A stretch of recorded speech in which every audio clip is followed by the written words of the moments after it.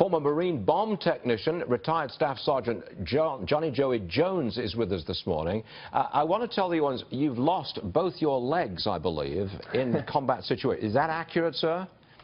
Yes, absolutely. Both my legs above the knee, but like I tell everyone, I was just given a second chance at life. Yes, sir, you were. Now, tell us your reaction. We know what the Republicans think, the Democrats think, the Independents think. We know the grades there. What did you think? Because this was an address to the veterans. What do you say?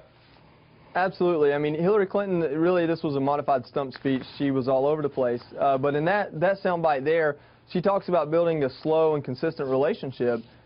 Maybe with Iran, but not with people like the leaders of Iraq, where we pulled out and left those guys stranded with no support. What we're doing, the same thing in Afghanistan. You know, if building a slow relationship means nuclear weapons in Iran, then sure, A+.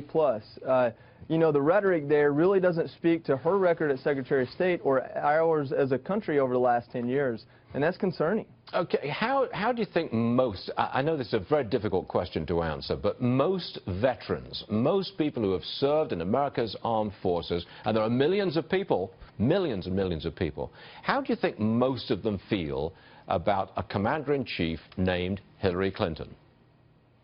Sure, I think that Benghazi is a big topic. No matter where your politics are, the uncertainty and the knowledge that isn't there for Benghazi, the questions that aren't answered, that's a big topic. But if you get past that and you look at the body of work, you've got Libya, you've got the secretary in regime change is really what you have with Hillary Clinton. And for those of us that fought this long war, we want to know what the end goal is before we flip another regime, before we go into another country.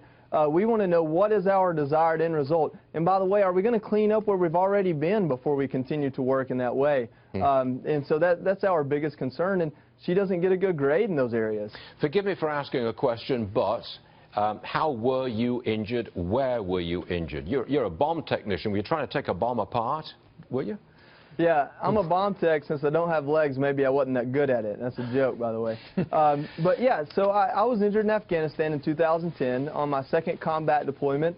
And I was there to remove these IEDs from infrastructure. The enemy is very smart. They placed these IEDs in villages around the local people. We were liberating them, bringing their markets and their communities and schools back.